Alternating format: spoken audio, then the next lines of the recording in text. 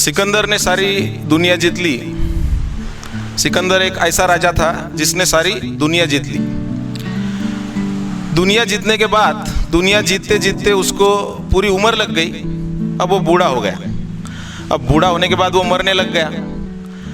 अब जब मरने लगा और मर रहा था तो उसने सारे हकीम बुला लिए, सारे वैद्य बुला लिए। पूरे दुनिया के जो डॉक्टर्स थे, उस समय उनको हकीम और वैद्य कहा जाता था, उनको बुला लिया और उनको बुला के ये कहा कि आप मुझे किसी भी दवाई से किसी भी तरह अमर बनाओ, किसी भी तरह। अब कोई भी इंसान अमर नहीं रह सकता। Nothing is permanent. हर एक इंसान जो इस दुनिया में जन्म लेता है या हर एक चीज जो इस दुनिया में जन्म लेती है उसे मरना ही होगा, उसे खत्म होना होगा। उसकी एक एक्सपायरी डेट होती है। वो सिकंदर की भी थी। फिर सिकंदर ने पूरी दुनिया जीतने के बाद पूरी दुनिया की जो पैसा है, पूरे दुनिया का जो धन है, पूरी जो धरती है वो जीत ली। और वो ये चाहता था कि इतना जब मेरे पास पैसा है तो मैं अमर क्यों नहीं हो सकता। जब वो मरने लग गया तो उसने वैद्य बुलाए, हकीम बुलाए, डॉक्टर्स, उस समय के जो डॉक्टर्स थे उनको बुलाया और उनसे कहा कि मुझे अमर करो। अगर आप मुझे अमर कर देते हो तो मैं, मेरी जो प्रॉपर्टी है, जो मैंने पूरी दुनिया जीती है, आधी दुनिया मैं आपको दे दूंगा। लेकिन कोई भी वैद्य या कोई भी हकीम, कोई भी उसे अमर नहीं कर पाया और सिकंदर मर गया। अब अगर कोई भी इंसान मरता है तो उसके बॉडी से क्या चला जाता है? ऐसी क्या चीज होती है जो चली जाती है? बिना हाथ के इंसान जी सकता है। अगर हमारे पास आंख नहीं है तो भी हम जी सकते हैं। अगर हमारे पास, मान के चलिए, पैर नहीं है, दोनों हाथ नहीं है, दोनों पैर नहीं है, तो भी हम जी सकते हैं, जिंदा रह सकते हैं। लेकिन एक ही ऐसी चीज है जो नेचर ने, भगवान ने हमें दी है, वो है समय। अगर आपका समय खत्म हो गया तो इस दुनिया से आप भी खत्म हो गए। अगर आपके पास समय है तो आप जिंदा है। अगर आपके पास समय नहीं है तो आप जिंदा नहीं है। तो सबसे इंपॉर्टेंट चीज अगर जन्म से लेकर मृत्यु तक हमारे पास कोई है तो वो है समय। अगर आप इस समय का प्रॉपर इस्तेमाल नहीं कर सकते तो ये बात पक्की है कि ये खत्म होने वाला है। और जब ये खत्म हो जाएगा, आपके पास पैसा है, आपके पास बॉडी है, आपके पास जो कुछ भी है वो यही का यही रह जाएगा। वो आप साथ में नहीं ले जा सकते अगर समय खत्म हुआ तो एक बात पक्की है कि आपकी अगर बॉडी में 2-4 चीजें खराब हो गई, हाथ खराब हो गया, काट के फेंक दिया, पैर खराब हो गए, काट के फेंक दिए, आंख खराब हो गई, निकाल के फेंक दी, तो आप जी सकते हो। लेकिन अगर आपका समय खत्म हुआ तो आप कभी भी नहीं जी सकते। उसके बाद में आप जिंदा नहीं रह सकते। तो सबसे इंपॉर्टेंट चीज अगर कोई है हमारे जिंदगी में तो वो समय है। आपको इस समय का प्रॉपर इस्तेमाल कैसे करना है ये सीखना पड़ेगा। अगर आप वो नहीं सीखते हो तो ये बहता चला जाएगा, आपको पता भी नहीं चलेगा और ये खत्म हो जाएगा। अगर आप किसी भी इंसान से पूछोगे जो 60 का है, 70 साल का है, 60 साल का है, अगर आप उसको पूछोगे तो ये यही कहेगा कि मेरे 60 साल 70 साल मुझे पता भी नहीं कैसे खत्म हुए। इसका कारण ये है कि हम जो जिंदगी जीते हैं वो प्रेजेंट में नहीं जीते, या तो पास्ट में जीते हैं या तो फिर फ्यूचर में जीते हैं। पास्ट की गलतियों में जीते हैं, भूतकाल की गलतियों में जीते हैं, या फिर फ्यूचर के सपनों में जीते हैं। लेकिन कोई भी इंसान प्रेजेंट में नहीं जीता, इसलिए उसे जिंदगी छोटी लगने लगती है। जिंदगी छोटी नहीं है। इंसान जिंदगी देर से जीना शुरू करता है या तो फिर वो अच्छे तरीके से जिंदगी जीता ही नहीं, उसे ये मालूम ही नहीं है कि जिंदगी जी कैसे जाती है। एक बार भगवान श्री कृष्ण उनके दरबार में बैठे थे और एक आदमी आया। वो भगवान से कहता है कि मैं आपसे नाराज हूं, मैं आप पे खुश नहीं हूं। अगर मैं आपकी जगह पे होता तो मैं वो करता जो आप नहीं कर रहे हो। भगवान श्री कृष्ण भगवान थे। भगवान को कभी राजा नहीं कहा गया, उनको भगवान कहा गया। वो कभी राजा नहीं कहलाए गए। तो एक बार वो आदमी भगवान से कहता है कि मैं आपसे खुश नहीं हूं। भगवान हंस दिए। अब वो भगवान थे, हर सवाल का जवाब उनके पास था। हर सोच जो इंसान की थी, उस हर सोच का जवाब उनके पास था। वो बोले ठीक है, लेकिन हुआ क्या? आप भगवान कहलाते हो, आपके पास 16,000 रानियां हैं, आपके पास बड़े बड़े महल हैं, आपके पास इतनी ताकत है कि आप पूरी की पूरी दुनिया जो है वो जीत सकते हैं, लेकिन आप ऐसा नहीं करते हो। अगर मैं आपकी जगह पे होता तो मैं मेरे ताकत से, मैं मेरे सुदर्शन चक्र से पूरी दुनिया जीतता। मेरे पास जो महल है मैं उसे भी जीता, मैं उसका उपयोग करता, लेकिन आप ऐसा नहीं कर रहे हो। आप धर्म के राह पे चलते हो, आप लोगों को अच्छा ही सिखाते हो, आप भगवान बने बैठे हो, मैं वैसा नहीं करता। श्री कृष्ण ने कहा कि यह भी बात सही है,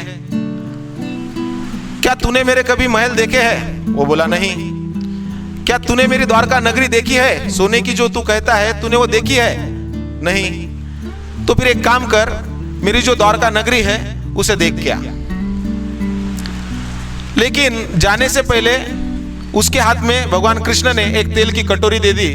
ये तेल की कटोरी जो है, जो पूरी भरी हुई थी, उसे भी साथ लेके जा, और सैनिकों को आदेश दिया कि इसे मेरी पूरी की पूरी जो द्वारका नगरी है, मेरी 16,000 रानियों के जो महल है, उसे दिखा के लाओ। अब गया गया गया गया और दूसरे दिन आया, क्योंकि इतनी बड़ी द्वारका नगरी थी जो एक दिन में नहीं देखी जा सकती थी। दूसरे दिन फिर दरबार में हाजिर हुआ, पूरा दरबार भरा हुआ था। उस आदमी से पूछा गया कि तूने क्या क्या देखा? वो कहता है कि क्या महल है, क्या रानियां हैं, सब कुछ सही है, एक से बढ़कर एक है, लेकिन आप मूर्ख हो, आप अज्ञानी हो, आपको जीना नहीं आता, आपको उसका उपयोग करना नहीं आता। आपके शस्त्र भंडार शस्त्रों से भरे हैं, आप दुनिया जीत सकते हो, लेकिन आप वैसा नहीं करते हो, आप अज्ञानी हो। वो भगवान श्री कृष्ण से कहता है। भगवान हंसने लग गए। वो भगवान थे, उन्हें हर चीज का जवाब देना आता था। अब क्या हुआ कि भगवान ने एक सवाल किया कि ठीक है, ये सब तूने देख लिया, लेकिन मैंने जो तेल की कटोरी तेरे पास दी थी वो कहाँ है? तो वो कह रहा था कि तेल के कटोरी को कौन देख रहा था? जब मेरे पास घर पे तेल है, मैं उसे कभी भी देख सकता हूँ, उस तेल के कटोरी को कौन देखेगा? मैंने द्वारका देखी, सोने की महलें देखी, एक से एक बड़े महल है, मैंने वो देखे। भगवान ने कहा वो भी ठीक है, फिर मुझे ये बता कि मेरा सबसे अच्छा महल कौन सा है? मेरा सबसे अच्छा महल कौन सा है? अब वो फंस गया। वो कहने लग गया इतने सारे महल है, सब एक से एक अच्छे हैं, मैं कैसे बताऊं कि कौन सा महल अच्छा है, कौन सा सबसे बढ़िया है? अच्छा ठीक है, यही बता दे कि मेरी कौन सी रानी सबसे सुंदर है। तो वो कहने लगा कि 16,000 रानियां हैं, मैं कैसे बताऊं कि कौन सी एक सुंदर है, सब एक दूसरे से सुंदर है। ठीक है, फिर एक काम कर, फिर से मेरी नगरी देख के आ, फिर से मेरे राजमहल देख के आ, जो रानियां है, जो 16,000 रानियां तू कहता है मेरे पास है, वो तू फिर से देख के आ। लेकिन इस बार जो तेल की कटोरी है, उसमें से एक बूंद भी अगर तेल नीचे गिरा तो तेरे पीछे जो सैनिक है वो तुझे काट देंगे, तेरा सर धड़ से अलग कर देंगे। फिर उसने कहा ठीक है, वो खुश हुआ, उसे कॉन्फिडेंस था, उसे आत्मविश्वास था कि ठीक है, जो तेल पहले गिर गया था राजमहल देखने में, या फिर रानियां देखने में, या फिर द्वारका नगरी की भव्यता देखने में जो गिर गया था, अब वो तेल जो है मैं गिराऊंगा नहीं। ठीक है, मुझे हर बार दूसरी बार मुझे देखने को मिल रहा है। फिर भगवान ने क्या किया, फिर से एक बार तेल की भरी हुई कटोरी उसके हाथ में दी। पीछे 2 सैनिक खड़े थे, वो उसे लेके जा रहे थे महल देखने के लिए। फिर गया गया गया गया गया और दूसरे दिन फिर से आया। इसका मतलब वो मरा नहीं, इसका मतलब यह है कि तेल के कटोरी का एक भी बूंद जो है वो नीचे गिरा नहीं। फिर भगवान ने उसे पूछा कि अब बता, मेरी द्वारका नगरी में सबसे सुंदर राजमहल कौन सा है, मेरी सबसे सुंदर रानी कौन सी है? वो कहने लगा भगवान, काहे की रानी और काहे का द्वारका महल, उस तेल के कटोरी में मुझे मेरी मौत दिखाई दे रही थी। उस तेल के कटोरी में मुझे मेरी मौत दिखाई दे रही थी। मैं डर गया था, मेरा ध्यान सिर्फ उस तेल के कटोरी पे था, क्योंकि मुझे पता था कि अगर एक बूंद भी तेल अगर उसमें से गिरता है तो मैं मर जाऊंगा, मुझे मार दिया जाएगा। मैं मृत्यु को याद रख के जी रहा था, मैं मेरी मृत्यु को याद रख के जी रहा था। भगवान ने यही कहा कि जिस तरह तुझे उस तेल के कटोरी में तेरी मृत्यु दिखाई दे रही थी, उसी तरह मुझे यह पता है कि एक दिन मैं भी मरने वाला हूं, और मैं मरने वाला हूं यह मुझे पता है, इसलिए मैं अच्छे कर्म करता हूं। तो इस कहानी से हमें यह सीखने को मिलता है कि अगर जिन्हें भगवान कहा गया, अगर वो भी मरने वाले हैं, वो मृत्यु को याद रख के जीते हैं कि मैं भी खत्म होने वाला हूं, तो भगवान ने यह सीख लिया था, वो ये सिखाने आए थे कि जिंदगी किस तरीके से जीनी चाहिए, जिंदगी किस तरीके से जीनी चाहिए, ये उन्हें मालूम था। उसी तरह हमें भी ये याद रखना पड़ेगा कि हमारे पास भी सीमित समय है, हम भी मरने वाले हैं, हमें मृत्यु को याद रख के जीना पड़ेगा। हमें ये समझ के चलना पड़ेगा कि जन्म से लेकर मृत्यु तक जो हमें समय मिलने वाला है, जो मिला है, अगर वो खत्म हो गया तो कुछ भी नहीं बचेगा। तो इस दरमियान आपको आपकी जिंदगी जीनी है। अब भगवान ने क्या कहा, जिसने भी आपको ये जिंदगी दी है, जिसने भी आपको ये समय दिया है, उसने ये कहा कि तू तेरे तरीके से जिंदगी जी सकता है, आप आपके तरीके से जिंदगी जी सकते हो, आपको जो कर्म करने हैं वो आप कर सकते हो, लेकिन उस कर्म का फल जो है वो भगवान देगा। उस कर्म का फल जो है वो आपको आपके सोच से नहीं मिलेगा, आप जो चाहते हो वो नहीं मिलेगा। आप जैसे कर्म करोगे उसका फल आपको वैसा ही मिलेगा। इसलिए भगवत गीता में कहा गया, कर्मण्येवाधिकारस्य मा फलेषु कदाचन। दूसरी बात ये भी कही गई कि कर्म करते जाओ और फल की चिंता मत करो। फिर ये भी कहा गया, फिर जैसा कर्म करोगे वैसा ही फल मिलेगा, ये भी कह रहे हो। और ये भी कहा गया कि भाई कर्म करो और फल की चिंता मत करो। फिर कर्म कैसा किया जाए, काम कैसा किया जाए, जिया कैसे जाए। तो ये बात पक्की है कि समय का इस्तेमाल जो है वो आप खुद के सोच से कर सकते हो। तो फिर दो तरीके से जिंदगी हम जी सकते हैं, या तो हम जिंदगी अच्छाई से जी सकते हैं या तो बुराई से जी सकते हैं। अगर हम जिंदगी अच्छाई से जीने की सोचते हैं तो अच्छे कर्म करते हैं तो हमें सब अच्छा मिलेगा। और अगर हम जिंदगी बुरे कर्म के साथ जीते हैं, बुरी सोच से जीते हैं, तो हमें बुरा ही मिलने वाला है, हमें कभी अच्छा मिलने वाला नहीं है। मान के चलिए कि आपका जो समय है आप टाइम पास में गवा देते हो, तो आपके हाथ में कुछ भी नहीं लगने वाला है। आप अगर आपका समय बेवजह किसी भी चीजों में गवा रहे हो तो आपके हाथ में कुछ भी नहीं लगने वाला है। आप अगर बार बार वही चीज कर रहे हो जो आप पहले से करते आ रहे हो, आप टाइम पास कर रहे हो, समय गवा रहे हो, तो आपके हाथ में वही चीजें लगने वाली है जो इसके पहले थी, नया कुछ नहीं मिलने वाला है। तो आपको यह सीखना पड़ेगा कि समय का इस्तेमाल कैसे करते हैं। ये आप किन लोगों से सीख सकते हो, जिनको आप आइडल मानते हो, जिनको आप आदर्श मानते हो, जैसे एपीजे अब्दुल कलाम थे, सचिन तेंदुलकर है। ये जो लोग हैं, इन्होंने इनके दिन का, इनके घंटे का, इनके मिनट का हर सेकंड यूज में लाया। हर चीज इन्होंने उनके तरीके से की, हर चीज समय के साथ में की। उन्होंने समय के साथ में बदलना सीखा, जो हम नहीं कर रहे हैं। हमें वो करना पड़ेगा। और अगर हम वैसा नहीं करते हैं तो हमारे हाथ से समय छूटता चला जाएगा और हमें जो चाहिए वो हमें कभी नहीं मिलेगा। तो आप जिंदगी में अगर कोई भी मोड़ पे हो, आप कौन से भी साल में हो, आप कितने भी बड़े हो, कितने भी छोटे हो, तो आप सीख सकते हो कि समय का इस्तेमाल कैसे करना है। इंसान जिंदगी भर एक स्टूडेंट होता है। स्टूडेंट रहने के लिए या सीखने के लिए स्कूल में ही जाना जरूरी नहीं है। आप कहीं पे भी सीख सकते हो, कभी भी सीख सकते हो, मरते दम तक सीख सकते हो। लेकिन आपको सीखना कैसा है, किससे है, यह भी सीखना पड़ेगा। तो हमारे एक सर थे जो हमेशा कहते थे कि अगर आपको कुछ सीखना है तो आपको ओबीडिएंट रहना पड़ेगा आपके गुरु से, जो आपको सिखाता है कि समय का इस्तेमाल कैसे करना है, जीना कैसे है। अगर आपको कुछ बनना है तो भी आपको गुरु ही सिखाएगा।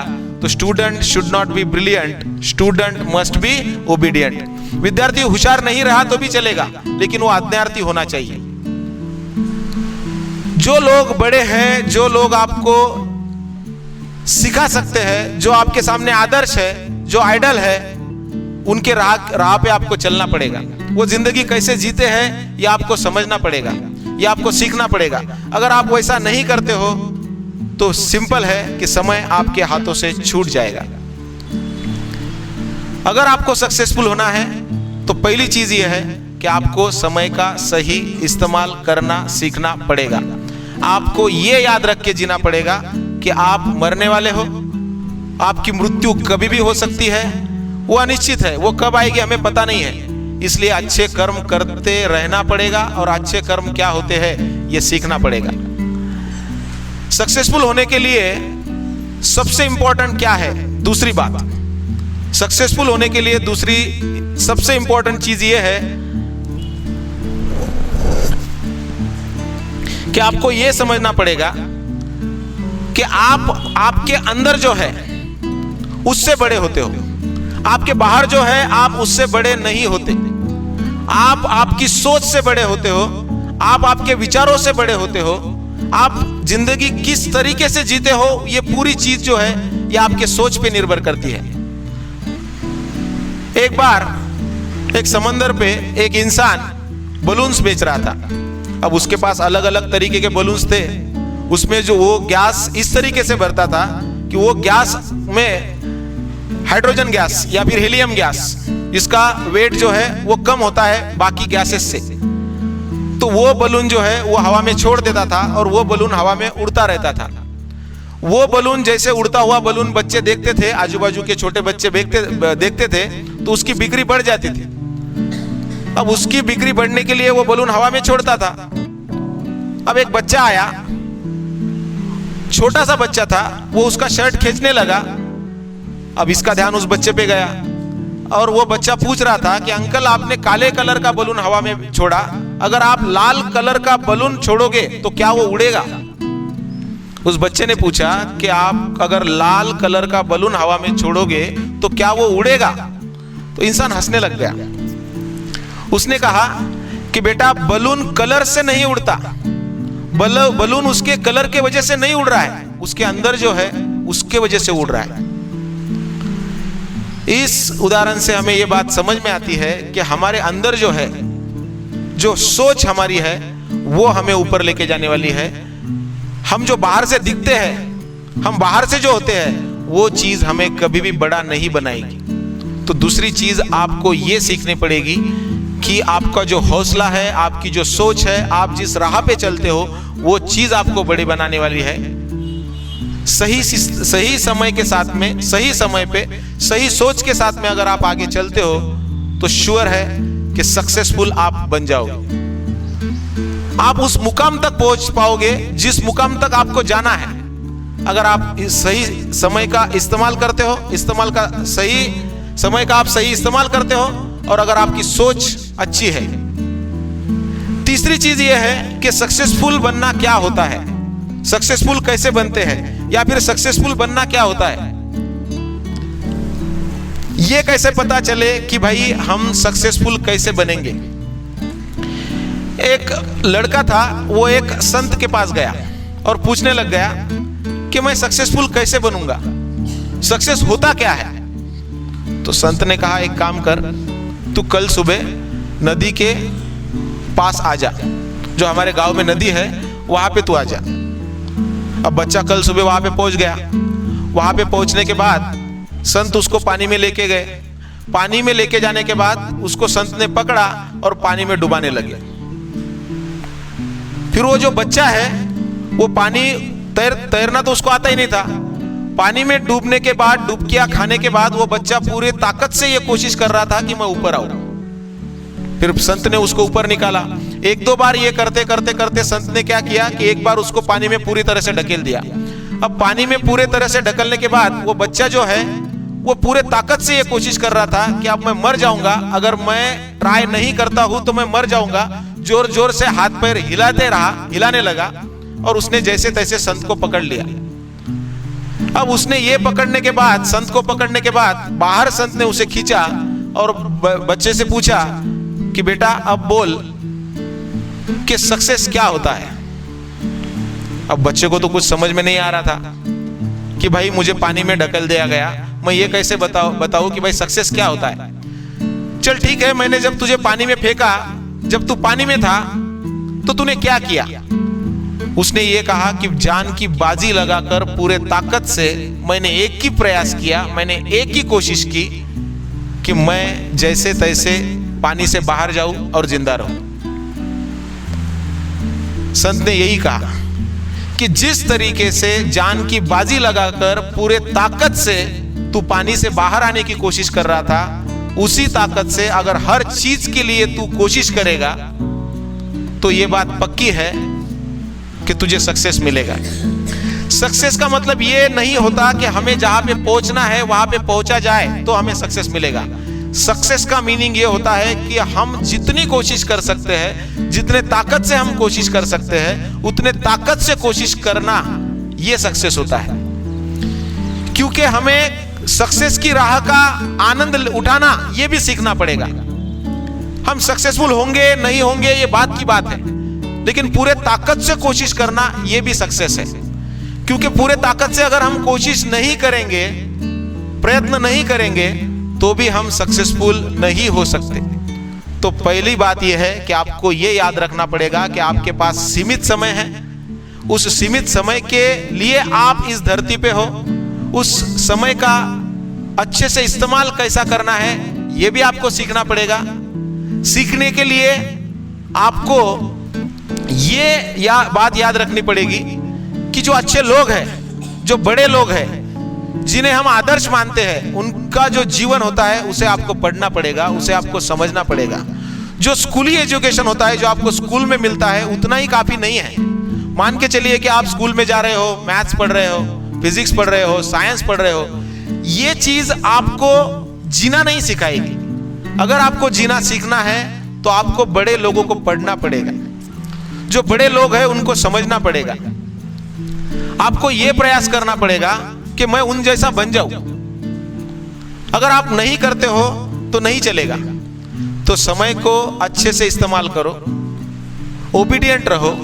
यह याद रखो कि जिंदगी में आप कभी भी कुछ भी सीख सकते हो। तीसरी चीज यह है कि आपको कोशिश पूरे ताकत से करनी है। चौथी चीज है कि आपको कंटिन्यूटी चाहिए। अगर आप जो प्लान बनाते हो, जो आपका सपना है, उसमें कंसिस्टेंसी नहीं है तो आप कभी भी आगे नहीं बढ़ सकते, बड़ा नहीं बन सकते। कंसिस्टेंसी क्या होती है? सचिन तेंदुलकर जो दुनिया के सबसे बड़े बल्लेबाज है, जिन्हें गॉड ऑफ द क्रिकेट कहा जाता है, ऑस्ट्रेलिया के साथ में एक मैच थी। उस मैच में ब्रैड हॉग ने उनको आउट कर दिया। अब ब्रैड हॉग की वो शायद पहली मैच होगी, दूसरी मैच होगी। ब्रैड हॉग जो है वो बॉलर स्पिनर था, वो नया ही बॉलर था। उसने सचिन को आउट करने के बाद मैच खत्म हो गई, और मैच खत्म होने के बाद में वो सचिन के पास गए वो बॉल लेकर, और उनको कहा कि भाई मुझे ऑटोग्राफ दो, मैंने आपको आउट किया, ये मेरे जिंदगी का सबसे बड़ा सपना था, मैंने आपको जो आउट किया। आपको आउट करने वाला जो बॉलर है वो दुनिया का सर्वश्रेष्ठ कहलाया जाता है, मैंने आपको आउट किया, आप मुझे ऑटोग्राफ दो। सचिन ने बॉल लिया और उस पे लिख दिया कि ये पूरी जिंदगी में दोबारा कभी नहीं होगा। इसका मतलब ये था, उन्होंने डायरेक्ट लिख दिया, ओपन चैलेंज दे दिया कि तू मुझे इसके बाद कभी भी आउट नहीं कर पाएगा। ये बात जब तेंदुलकर ने लिखी होगी तो आप समझ सकते हो कि वो लिखने के बाद चुप नहीं बैठा, उसने वो चीज याद रखी। उसने जो लिखा था वो उसने उसके माइंड में रखा, और आगे चल के 3 से 4 साल, 5 साल, 6 साल, जब तक वो साथ में क्रिकेट खेले, 40 से 50 मैच में वो आमने सामने आए, ब्रैड हॉग तेंदुलकर को कभी भी आउट नहीं कर पाया। तो तेंदुलकर को आउट ना कर पाया, इसका कारण क्या हो सकता है? तेंदुलकर ने ऐसी प्रैक्टिस की होगी कि मेरे जो शब्द कहे गए हैं, जो मेरे शब्द थे, वो शब्द सत्य में बदल जाए, वो शब्द ना टूटे, उसका अपमान ना हो, इसलिए दिन रात उन्होंने प्रैक्टिस की होगी। तो जो कंसिस्टेंसी से उन्होंने ये याद रखा, उन्होंने प्रैक्टिस की कि मुझे आउट नहीं होना है, उसी कंसिस्टेंसी से हमें भी जिंदगी भर ये याद रखना पड़ेगा कि हमें भी कुछ करना है। तो बड़े लोगों से बहुत सारी चीजें हैं जो सीखने जैसी होती है, और आपको उनसे ये चीजें सीखनी पड़ेगी। तो दुनिया में अगर आपको अच्छे से जीना है, अच्छे तरीके से जीना है, तो आपको बड़े लोगों से चीजें सीखनी पड़ेगी। तो पहली चीज़ हमारी ये थी कि हमें समय हमारे पास कम है, ये याद रख के जीना है। हमें कोशिश करनी है कि हम लोगों से सीखें।